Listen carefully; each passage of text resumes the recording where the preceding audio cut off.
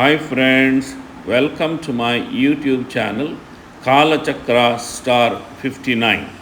ಮಂಗಳೂರಿನಿಂದ ಹೊರಟ ನಾನು ಮತ್ತು ಗೆಳೆಯ ಜಗದೀಶ್ ಕದ್ರಿ ಶಿವಮೊಗ್ಗಗೆ ತಲುಪುವಾಗ ಇಳಿಹಗಲು 3:30 ಆಗಿತ್ತು.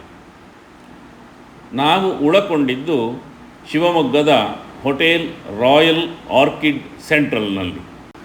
ಹೋಟೆಲಿನಲ್ಲಿ ಸ್ವಲ್ಪ ಹೊತ್ತು ವಿಶ್ರಮಿಸಿ ಸುಧಾರಿಸಿಕೊಂಡು ಹೋಟೆಲಿನಿಂದ ಸುಮಾರು 2 ಕಿಲೋಮೀಟರ್ ದೂರದಲ್ಲಿರುವ ಶಿವಪ್ಪ ನಾಯಕ ಅರಮನೆಯತ್ತ ಗೂಗಲಣ್ಣನ ಭರವಸೆಯಲ್ಲಿ ಹೆಜ್ಜೆ ಹಾಕಿದೆವು.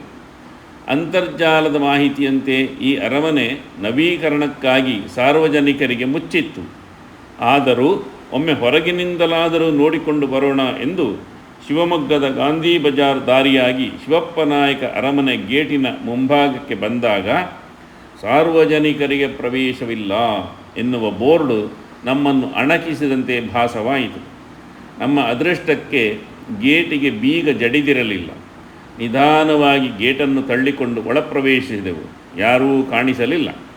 ಹಾಗೇ ಒಂದು ಸುತ್ತು ಹಾಕಿ ವಿಡಿಯೋ ಮಾಡಿಕೊಂಡು ಬರೋಣ ಎನ್ನುವಷ್ಟರಲ್ಲಿ ಓರ್ವ ಪುಣ್ಯಾತ್ಮ ಬಂದು, ಬೇಕಾದರೆ ಸುಮ್ಮನೆ ನೋಡಿಕೊಂಡು ಹೋಗಿ, ವಿಡಿಯೋ ಫೋಟೋ ತೆಗೆಯುವಂತಿಲ್ಲ ಎಂದು ನಯವಾಗಿ ತಿಳಿಸಿದನು. ಈ ರೀತಿ ಯಾಕೆ ಕಿರಿಕಿರಿ ಮಾಡುತ್ತಾರೋ ದೇವರೇ ಬಲ್ಲ. ಆದರೂ ಸಾಧ್ಯವಾದಷ್ಟು ಮಟ್ಟಿಗೆ ಮಾಡಿದ ವಿಡಿಯೋ ಇಲ್ಲಿದೆ.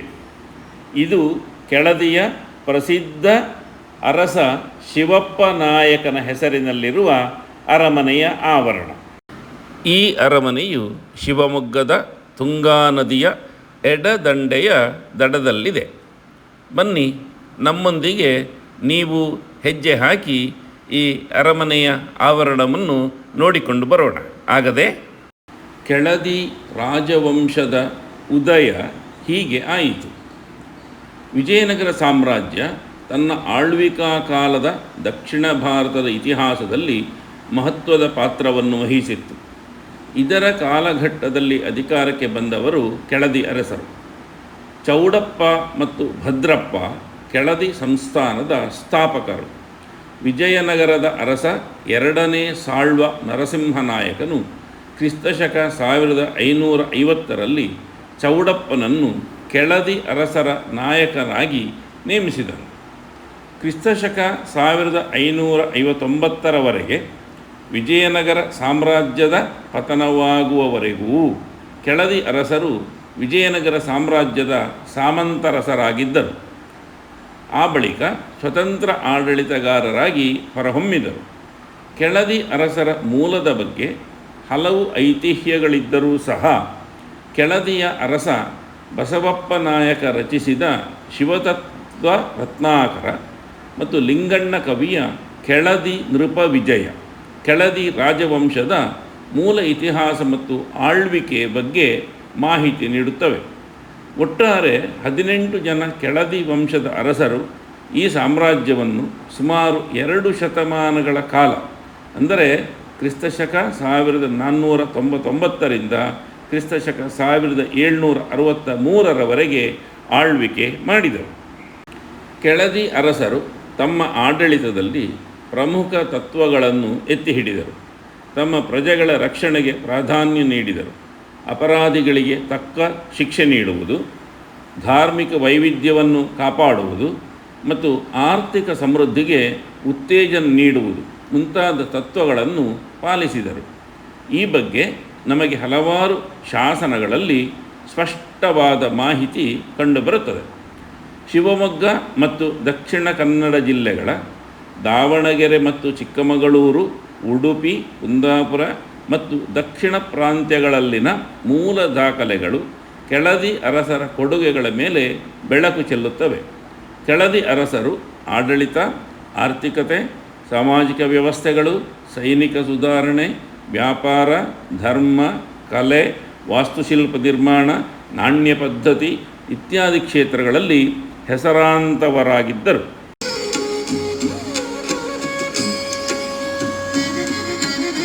ಶಿವಪ್ಪ ನಾಯಕನ ಅರಮನೆ ಶಿವಮೊಗ್ಗ ನಗರದ ಏಕಮಾತ್ರ ಪ್ರವಾಸಿ ಕೇಂದ್ರವಾಗಿದೆ. ಕೆಳದಿ ಸೋಮಶೇಖರ ನಾಯಕನ ಕಾಲದ ತಾಮ್ರಪತ್ರದಲ್ಲಿ ಈ ಅರಮನೆಯ ಉಲ್ಲೇಖವಿದೆ. ಈ ಅರಮನೆ ಕೆಳದಿ ಅರಸರ ಬೇಸಿಗೆ ಅರಮನೆಯಾಗಿತ್ತು. ಸಂಪೂರ್ಣ ಮರದಲ್ಲಿ ನಿರ್ಮಾಣವಾಗಿರುವ ಅರಮನೆ ಇದು. ಪೂರ್ವಾಭಿಮುಖವಾಗಿರುವ ಈ ಅರಮನೆಯನ್ನು ಮರ, ಮಣ್ಣು ಮತ್ತು ಅಚ್ಚುಗಾರೆಯಿಂದ ಇಂಡೋ ಸಾರ್ಸನಿಕ್ ಶೈಲಿಯಲ್ಲಿ ನಿರ್ಮಿಸಲಾಗಿದೆ. ಈ ಅರಮನೆಯ ಮುಂಭಾಗದ ಪ್ರಾಂಗಣವು ಸುಮಾರು 50-60 ಅಡಿ ಎತ್ತರವಿದ್ದು ವಿಶಾಲವಾಗಿದೆ. ಇದರಲ್ಲಿ 24 ಅಂಕಣಗಳಿವೆ. ಇಲ್ಲಿನ ಮರದ ಕಂಬಗಳು ಅಲಂಕೃತವಾಗಿದ್ದು ಮೇಲೇರುತ್ತಾ ಕಿರಿದಾಗಿದೆ. ಇದರ ಎರಡೂ ಬದಿಗಳಲ್ಲಿ ಕೊಠಡಿಗಳಿದ್ದು ಅರಮನೆಯ ಮಹಡಿ ಕಂಬಗಳನ್ನು ಆಧರಿಸಿದೆ. ಮಹಡಿಗೆ ಬಾಲ್ಕನಿ ಇದ್ದು ಅಲ್ಲಿ ಅರಸರು ಕುಳಿತು ದರ್ಬಾರು ನಡೆಸುತ್ತಿದ್ದರು. ಮುಂಭಾಗದಲ್ಲಿ ಮಹಡಿಗೆ ಹೋಗಲು ವಿಶಾಲವಾದ ಮೆಟ್ಟಿಲುಗಳು ಮತ್ತು ಕಟಾಂಜನ ಇದೆ. ಈ ಅರಮನೆಯ ಕಟ್ಟಡವು ಸುಮಾರು 10 ಮೀಟರ್ ಎತ್ತರ, 30 ಮೀಟರ್ ಉದ್ದ ಹಾಗೂ 7 ಮೀಟರ್ ಅಗಲವಿದೆ. ಪೂರ್ವಾಭಿಮುಖವಾಗಿರುವ ಈ ಅರಮನೆಯ ಮುಂಭಾಗದಲ್ಲಿ 8 ಮೀಟರ್ ಅಗಲದ ಸಭಾಂಗಣವಿದೆ. ಈ ಸಭಾಂಗಣದಲ್ಲಿ ಹೂಗಳ ಕುಸುರಿ ಕೆತ್ತನೆಯಿಂದ ಅಲಂಕೃತವಾದ 4 ಕಂಬಗಳಿವೆ. ಮರದ ಸ್ತಂಭಗಳಿಂದ ನಿರ್ಮಿತವಾದ ಇಳಿಜಾರಿನಿಂದ ನಿರ್ಮಿತವಾದ ಛಾವಣಿ ಇದೆ. ಈ ಭವ್ಯ ಸ್ಮಾರಕವು ಶಿವಪ್ಪನಾಯಕ ಅರಮನೆ ಎಂದು ಸ್ಥಳೀಯ ಪ್ರತೀತಿ. ಇದು 17ನೇ ಶತಮಾನದ ಮಧ್ಯಭಾಗದಿಂದ ಅಸ್ತಿತ್ವದಲ್ಲಿದೆ.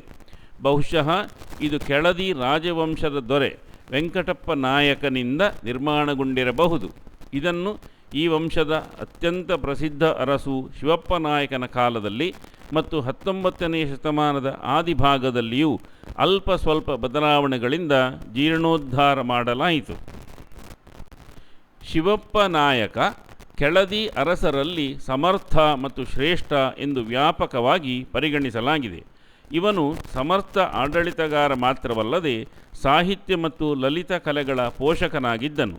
ಬಿಜಾಪುರ ಸುಲ್ತಾನರು, ಪೋರ್ಚುಗೀಸರು ಹಾಗೂ ಮೈಸೂರು ರಾಜರ ವಿರುದ್ಧ ಯಶಸ್ವಿ ಕಾರ್ಯಾಚರಣೆಗಳನ್ನು ನಡೆಸಿ ಪಶ್ಚಿಮ ಘಟ್ಟಗಳ ಪೂರ್ವಕ್ಕೆ ನೆರೆಹೊರೆಯ ದೊಡ್ಡ ಪ್ರದೇಶಗಳನ್ನು ಸ್ವಾಧೀನಪಡಿಸಿಕೊಳ್ಳುವ ಮೂಲಕ ರಾಜ್ಯವನ್ನು ಹೆಚ್ಚಿನ ಪ್ರಮಾಣದಲ್ಲಿ ವಿಸ್ತರಿಸಿದನು. ಶಿವಪ್ಪ ನಾಯಕನು ಕೃಷಿಗೆ ಪ್ರಾಮುಖ್ಯ ನೀಡಿದ್ದಲ್ಲದೆ ತೆರಿಗೆಗಳು ಮತ್ತು ಆದಾಯಗಳ ಸಂಗ್ರಹಕ್ಕಾಗಿ ಹೊಸ ಯೋಜನೆಗಳನ್ನು ಅಭಿವೃದ್ಧಿಪಡಿಸಿದನು. ಇದು ಅನಂತರದ ಬ್ರಿಟಿಷ್ ಅಧಿಕಾರಿಗಳಿಂದ ಹೆಚ್ಚು ಪ್ರಶಂಸೆಯನ್ನು ಗಳಿಸಿತು.